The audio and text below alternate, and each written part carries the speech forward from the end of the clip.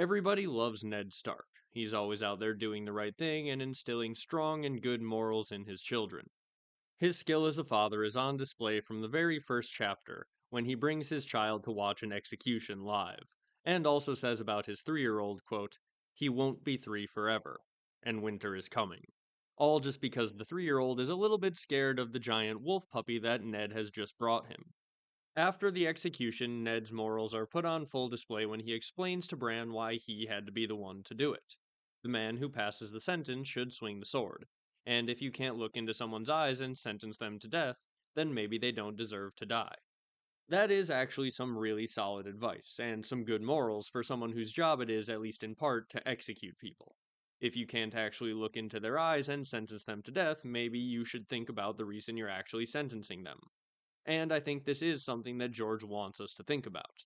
This line, as well as the line where Ned says the only time a man can be brave is when he's afraid, are some of the things that make people really love Ned Stark because they're both such strong, good pieces of advice. So, with all the due respect that Ned will have earned for the fact that he can give some really good advice and is obviously a very good father, hey Ned, someone should bring up the fact that that guy didn't deserve to die. That guy you just looked in the face and killed had some very important information that could have potentially saved the entire world. By executing him just because it was the law, you may have just doomed all of humanity. And this will be relevant to some things we talk about later on in this video, but even if Ned didn't set the entire world down a path where they're doomed, he set the world down a path where his son is going to have to become a godlike power in order to fix it all. Either way, killing this guy rather than doing everything you can to figure out what he was talking about is a bad choice. This is, I think, one of those things that makes Ned so interesting as a character. He's clearly a very good and moral person who's trying to do the right thing, but he's in a very brutal and bad system that sometimes tells him that the right thing to do is executing a guy who maybe has some information that would be really useful. So despite how I've started this video, this isn't actually a criticism of Ned. This is a criticism of the old ways, which is something that I've talked about a lot on the channel. Viewers of my channel will know that I think the old ways are set up to be a problem.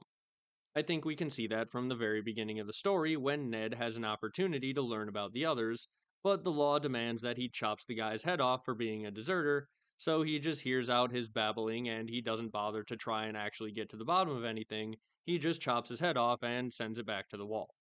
In defense of Ned, he is actually willing to go against the way things are supposed to be done when he truly believes that it's the correct moral thing to do, but in this case, I think he's just sort of conditioned to believe that following the law is the correct thing to do, and at least in the case of the particular Night's Watch deserter in the beginning of the books, he doesn't think about the decision any deeper.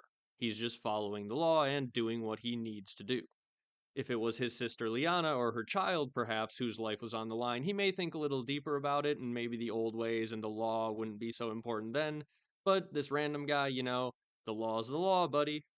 And I do want to be clear again, this is not a video made to just dump on Ned. I think that George is pointing out this is a pretty natural reaction for someone to have. I think that there are a lot of people out there who, if they were a cop and they pulled over someone for going a little bit too fast and it turns out, oh hey, it's one of their good old buddies, well, they're probably going to be a little nicer to them than if it's some random person.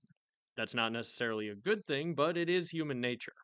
So I do think George is definitely having Ned act the part here of someone who is just coldly following the law because at some point you just have to make the decision that that's what you're going to do. If you have to be chopping off 50 people's heads a year or so because that's your job as a lord, well, if you take every single one of them seriously who claims they've seen ice demons, that's going to waste a lot of your time and eventually you're just going to start making the choice to say that, yeah, that guy's crazy, time to go off with his head.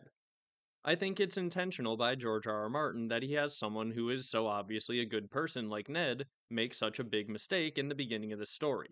And he also uses this as an example to establish the old ways. He uses this brutal punishment, which was probably not the right thing to do, as the literal example of this is the old ways. In the show, when Ned asks Bran why he had to do it, Bran says, because our way is the old way? And that's sort of how we get introduced to the idea that the Starks follow the old ways. In the books, it's even more direct. Ned contrasts how Robert has a headsman to how he does things, and he says our way is the older way. We believe that the man who passes the sentence should swing the sword. And this could be on some level George hinting that the old ways, while they don't have necessarily bad intentions at their root, Well, they are not exactly working for the modern world. Because, as we'll get into in this video, yeah, killing that guy was definitely a mistake.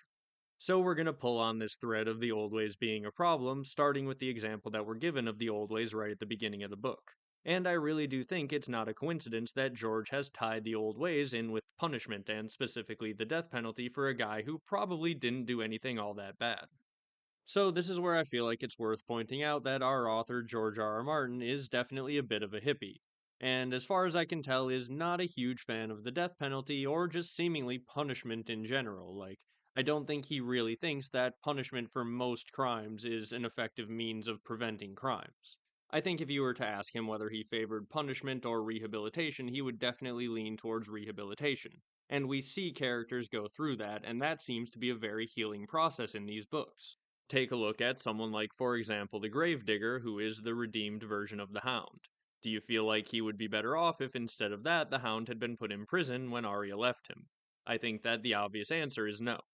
This is also made even more poignant by the fact that he was begging Arya to kill him. He was sitting there already on the verge of death, and he was screaming out all of these horrible crimes that he was guilty of, and all of these reasons that he felt like Arya should kill him.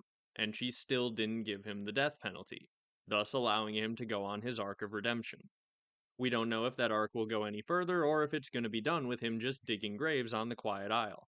But I do think that the point stands that when you think about Sandor out on the Quiet Isle digging graves and trying to make the world a better place, it fills you with many more warm fuzzies than it would have if you found out Sandor was found and he was thrown in the black cells for all of his crimes.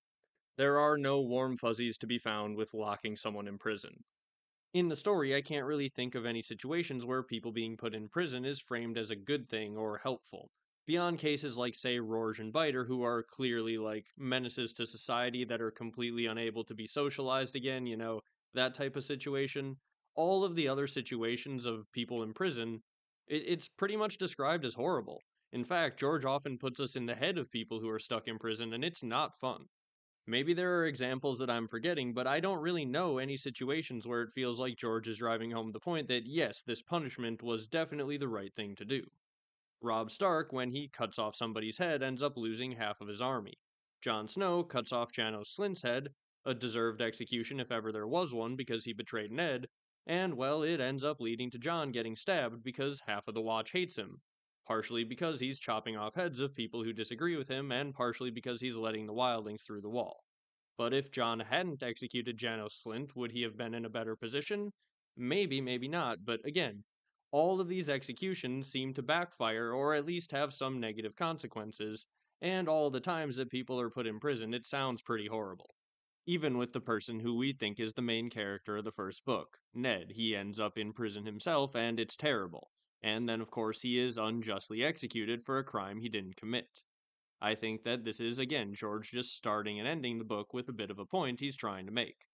George making Ned someone who really cares about doing the right thing and someone who's looked at by everyone as a good person, and who just right after killing this guy goes and gives a moral lesson about how seriously you have to take this responsibility.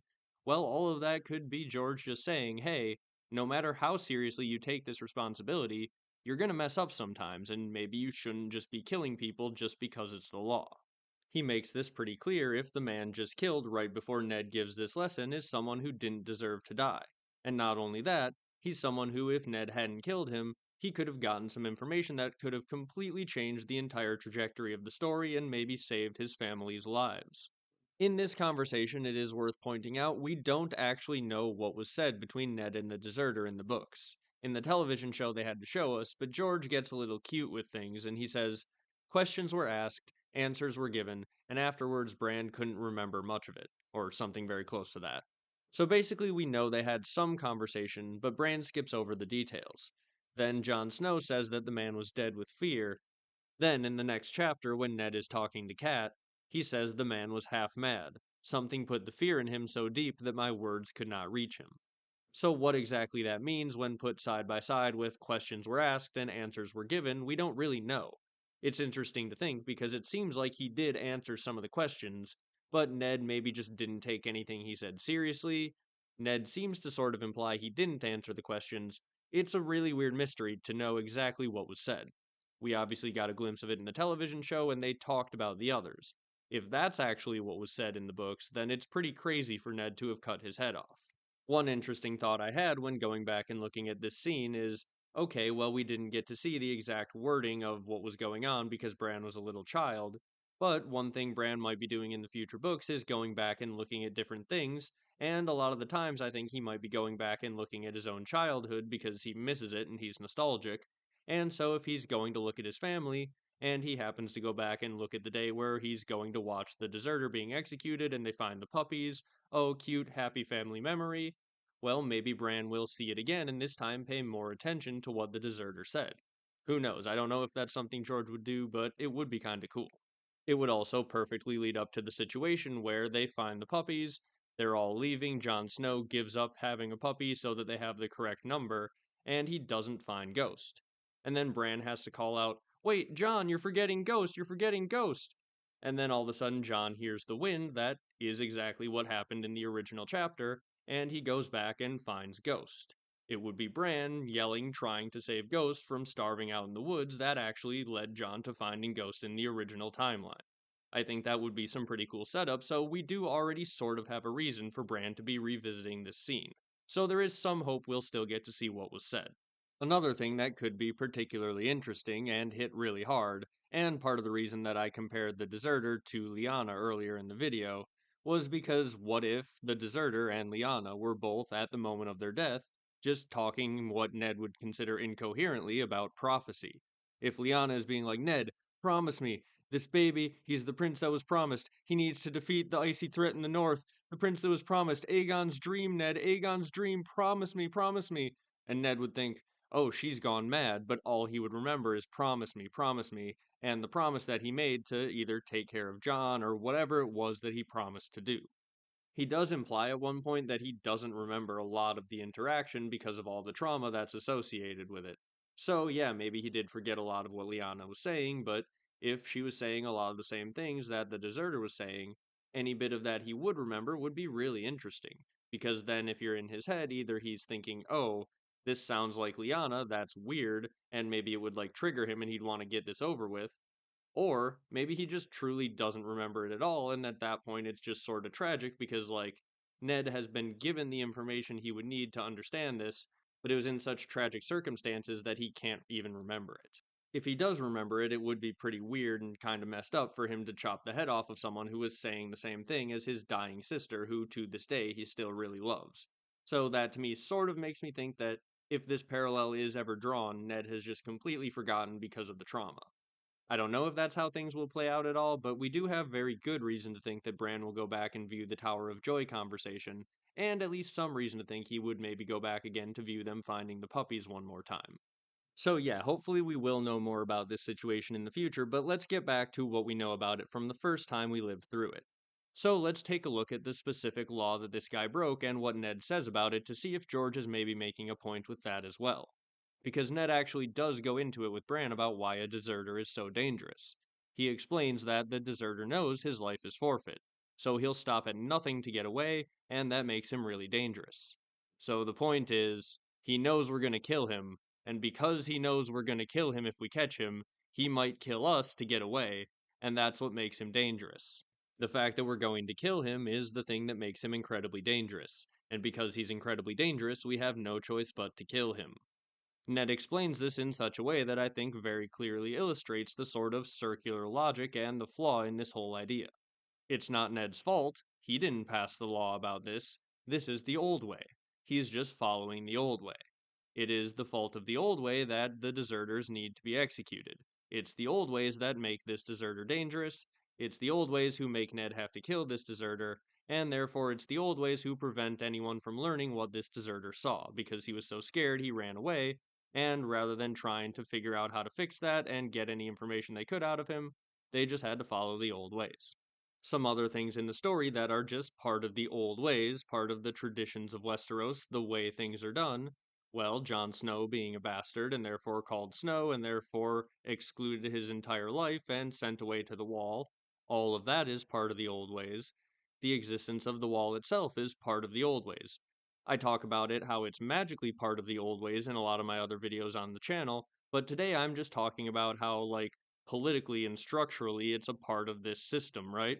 It is a thing that they do to keep the wildlings on the other side of the wall, which is part of their cultural tradition. Why are the wildlings on the other side of the wall? Well, as Jon figures out, it's because when that wall went up, their ancestors just happened to be on the wrong side. But part of the old ways is manning the wall, and it means that the wildlings have to stay on the other side. Jon Snow himself, when he gets a bit of power, recognizes the flaw in the old ways because, well, it's hitting him like a ton of bricks as winter is coming, the dead are marching, and you've got a ton of people north of the wall who are going to end up dead if you don't let them through. That makes it very clear to Jon that, hey, the old ways of doing things are a big problem, we need to do things differently. And he tries to do things differently, and he's killed for it, because Westeros as a whole is basically addicted to the way that things are done. I mean, that's a bit of a simplification. Obviously, all those people who go and stab Jon have their own motivations and genuine fears of Jon doing the wrong thing. But if you look at the entire situation as a whole, it sums up to being they think that the way things used to be done was better, and they think Jon is screwing up by changing that. There's a pretty solid argument to be made that the thing that got Jon killed was going against the old ways. As long as you view the old ways as just like the entire culture of the North, right? It goes beyond just the old ways religion, at least in the terms that we're talking about today. You could argue that Ned having to be the one who swings the sword and then having it be part of his tradition to go and clean his blade in the godswood next to the weirwood, well, that could be part of the old ways as a religious thing because it's feeding blood into the weirwoods. And so, therefore, maybe it is partially religious, or at least religious in its base, but it's bled its way out into the culture. And I think a lot of the things that encompass the old ways, like there must always be a Stark in Winterfell and things like that, they're both religious and part of the culture, so, it's a blurred line on pretty much every level, in my opinion. I would say the reason for this is because the culture itself is magically backed, and therefore that's why it's so strong, and these traditions are so strong that they can maintain themselves for thousands of years, and the same dynasty can maintain itself for thousands of years. I've talked about this a ton in other videos, so I won't go down this big tangent, but it's all magically backed, and the culture and the magic and the old ways and all of it come together to create this big controlling system that keeps people basically doing what they've been doing for the longest time. It doesn't allow them to change. And so when Jon Snow goes against that, well, it gets him killed. This idea that the old ways are completely in control gets even scarier when you realize the others are probably a part of these old ways. But again, that's part of those tangents that I talk about in other videos, and I have a really long video that I'm working on that's going to either be my longest video ever or a series of videos. So yeah, I'll save that tangent for now, but make sure to like and subscribe, and we'll get back to the topic that we're talking about today, which is basically a similar thing just on a less magical level. Just how the old ways have always been a problem on pretty much every level. Another one is directly in the very beginning in the prologue, why is Waymar Royce in charge? Well, that's sort of tradition as well. He's from a noble family, he's got the right bloodline, so tradition is when he comes to the Watch and he's willing to swear his life away to this order, he's going to be put in a position of power. And it's the fact that he's put in a position of power over these experienced rangers who want to turn back and can sense that something's wrong, that's what gets them all killed.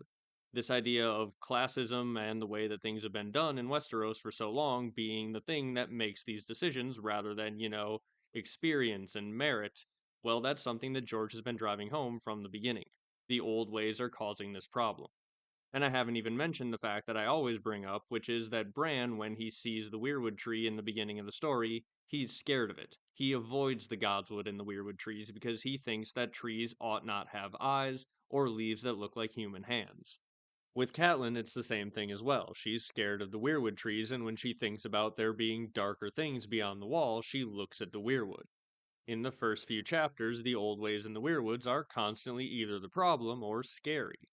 The weirwood trees are painted as scary, even though the old ways as a whole are then, for the rest of the books, sort of painted as comforting.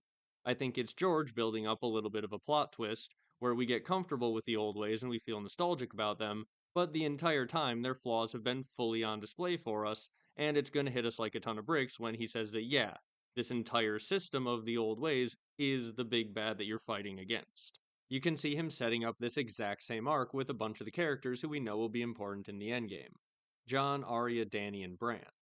So basically, all of them in their own way are going away from their family ways, only to then near the time we are in the story right now, be starting to really embrace the old ways or their family traditions.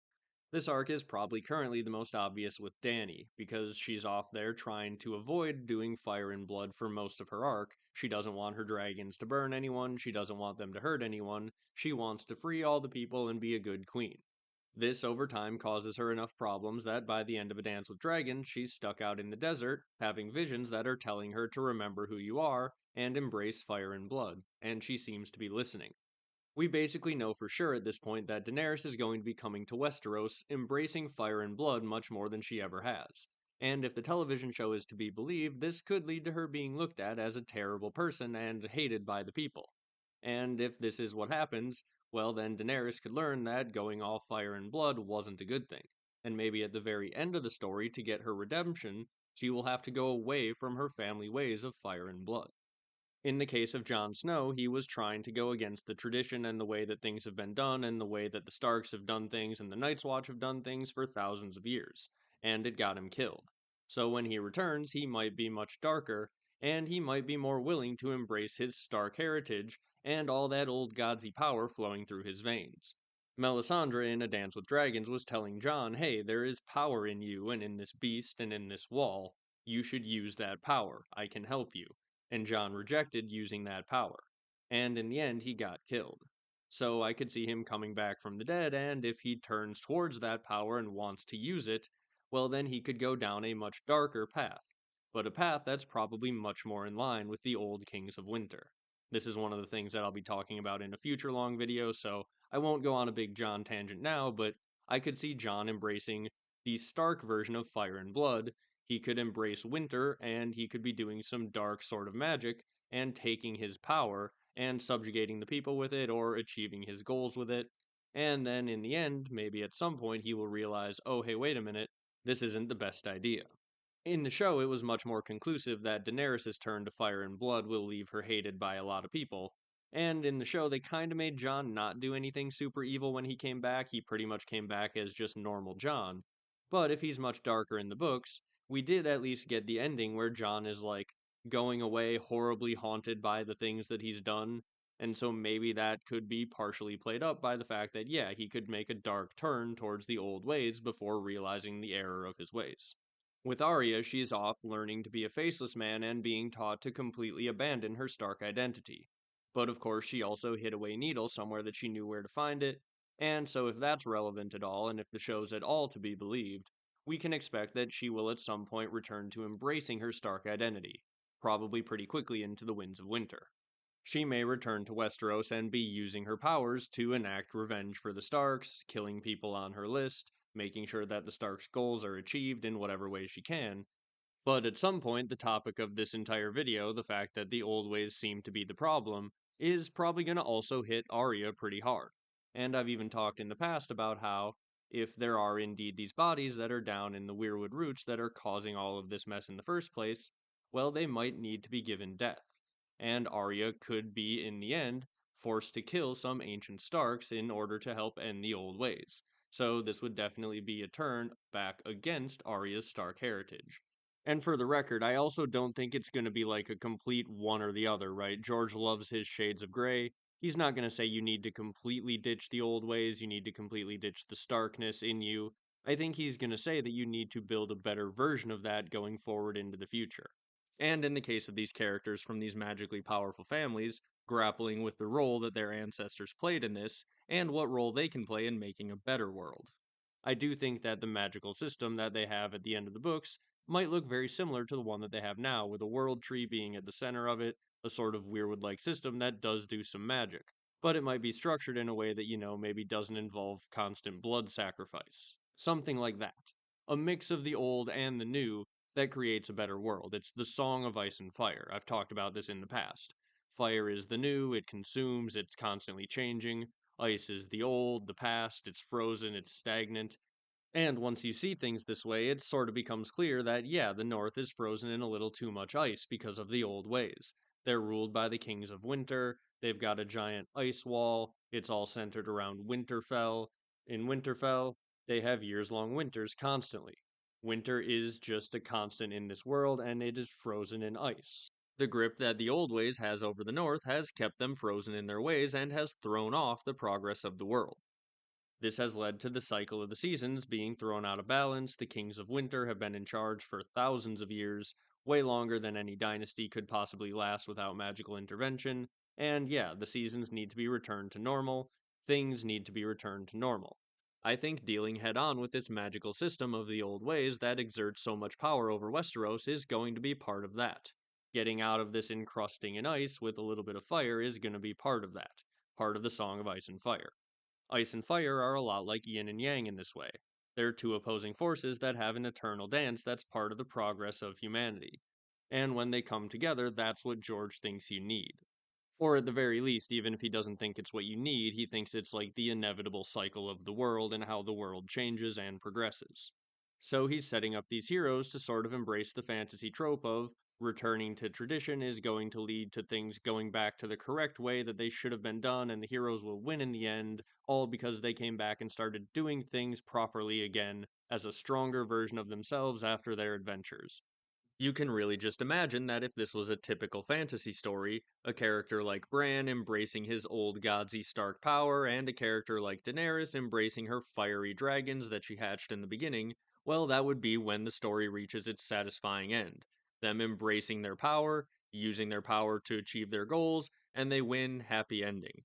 But I think George is going to mix that up a little bit, and as we saw with Daenerys' dragons in the show, them embracing and using a lot of this magical power might end up causing some of our characters more problems than it solves. As George has said in the past, magic in his world is like a sword without a hilt. There's no safe way to grip it. That, in combination with so many of our characters turning towards using more powerful magics in the coming books, and then also the fact that George loves just turning fantasy tropes on its head, well, all that makes me think it is pretty well set up that, yeah, when all these characters do the typical fantasy thing and embrace the old ways, embrace fire and blood, all of that stuff, it's not going to go exactly the way it would in many other stories. A Song of Ice and Fire and these subversion of fantasy tropes is in a lot of ways George's response to Tolkien in Lord of the Rings, who he is a very big fan of, but he has some criticisms about certain aspects of the world building. One of the big differences you notice when you look at how these two authors handle their world building is I think that Tolkien fundamentally has a world building that's conservative at heart, whereas George's is progressive. When I've talked about this in the past, some people have accused me of just trying to put my politics into things, so I want to do a better job of explaining what I mean. And first of all, also, you should just be able to look at the things that George and Tolkien themselves say and get an idea for them being more conservative or progressive on your own. You don't need me to explain that. And also, just a little preemptive response to those people who I'm sure will be up in the comments because they were last time I brought this up. No, I'm not saying that George is talking about modern politics in A Song of Ice and Fire. The last book was published 12 years ago. Whatever modern political issue pops into your mind when I bring up the word progressive or conservative, that's not what he's talking about. He's talking about this stuff in a more timeless sense. And if it is about any specific politics, it's about the politics of the 60s. I don't think it's a coincidence that he started off our story with someone who is trying to avoid fighting in a war that will probably cost him his life, being executed by a system who thinks he's a failure for not going and fighting in this war that he was forced into. George is someone who was a conscientious objector to the Vietnam draft. So if he was put in a position of being told, hey, you need to go beyond the wall to fight and protect the realm and give your life, he would have been the guy who was saying no and running away. The fact that the first thing we're shown in the story is that, yeah, this guy has a legitimate reason to be scared, and then the second thing we're shown is that the old ways and the system are going to kill him because of it anyway. Well, George chose to start the story with that for a reason. And again, it's especially clear when we have the character being executed for a choice that he made that is so similar to a major life choice that George R. R. Martin himself made, choosing not to fight in a war.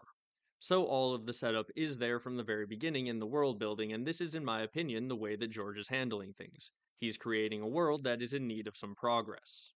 Probably because that mirrors the world that he feels like he was born into, and as a timeless cycle of change, that is something that will be present in pretty much every age, right? Even back as far as the Viking ages, they were talking about Ragnarok being part of this cycle of change. Cycles of change were a big important part of Norse mythology, which George is heavily riffing on, because this is a thing that is truly timeless. The world is always changing, the old ways are always fading, new ways are becoming the way of the world, and then eventually those new ways will become old.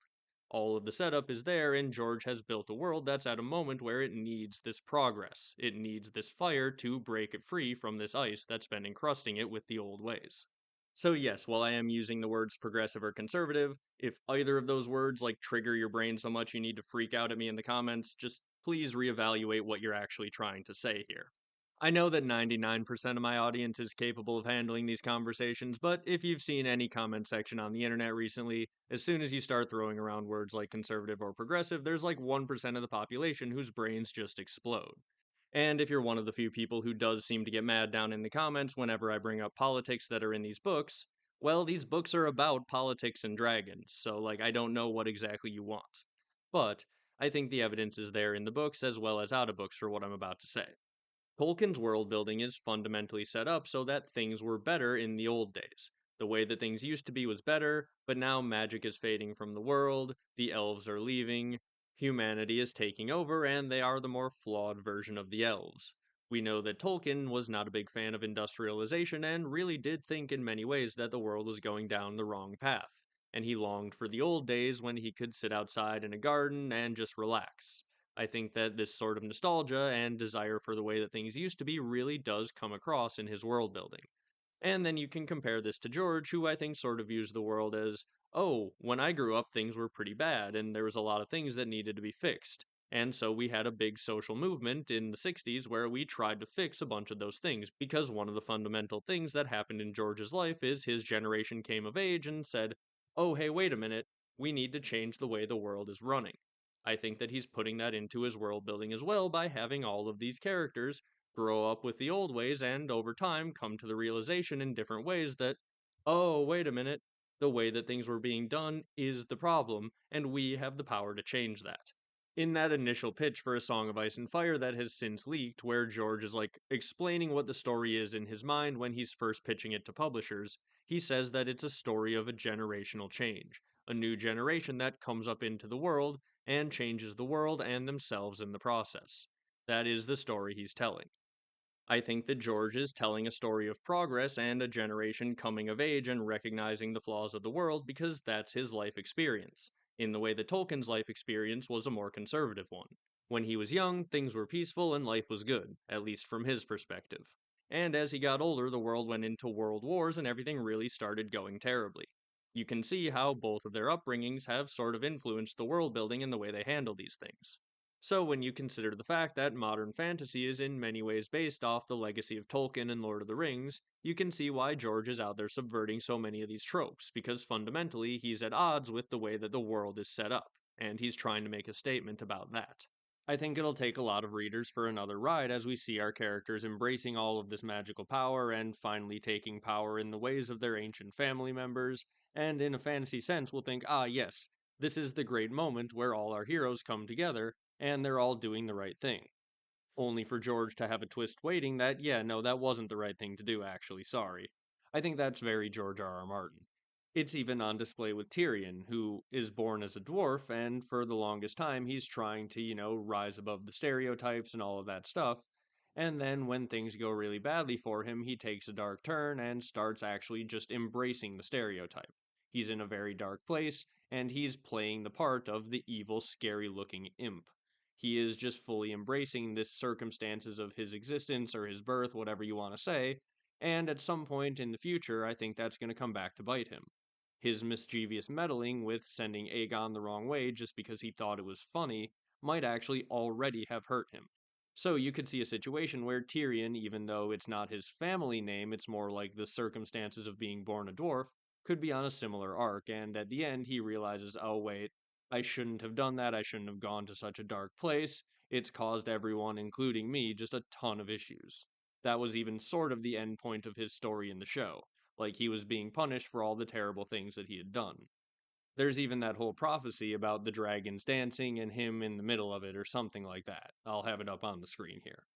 So, an impish Tyrion going on a similar arc to all these other characters at the same time does even sort of fit within this pattern that I'm talking about. It's also worth noting that Tyrion has one of the most poignant lines about how the circumstances of our birth, and also the family traditions, and all these things that have been going back and back and back are just the things that are controlling everyone. when he is, conveniently for what we're talking about with this video, in prison and about to be executed for a thing that he didn't do. In prison with Oberyn, here's the line.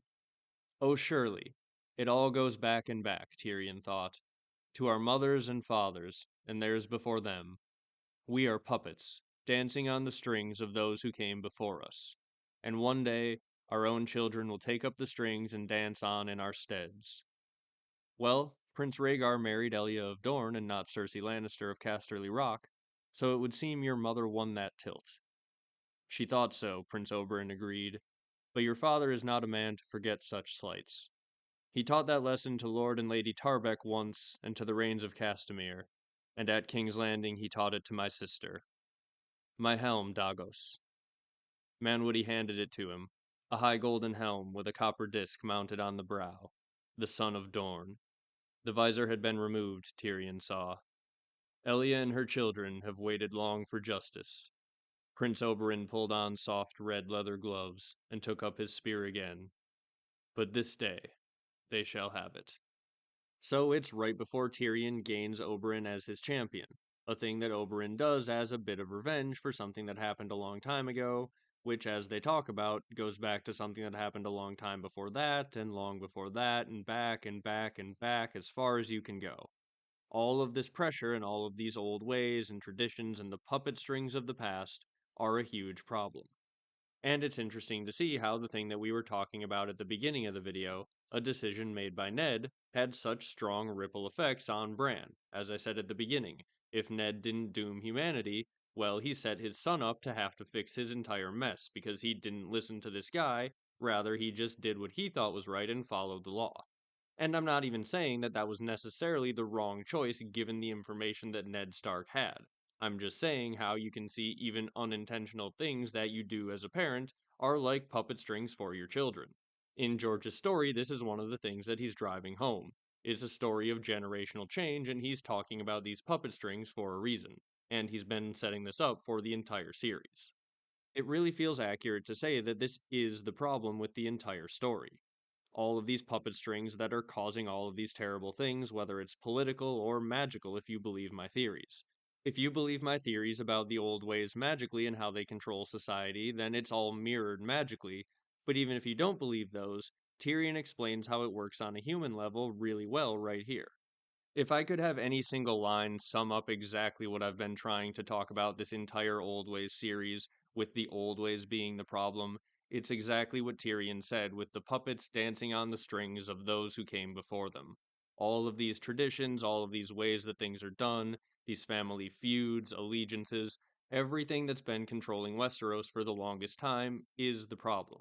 There's a reason George was hitting this point so hard in the very beginning of the story, there's a reason that this has stuck around throughout the entirety of the story, and there's a reason that when you think about how it could play out in the end of the story, it leads to a lot of really interesting situations.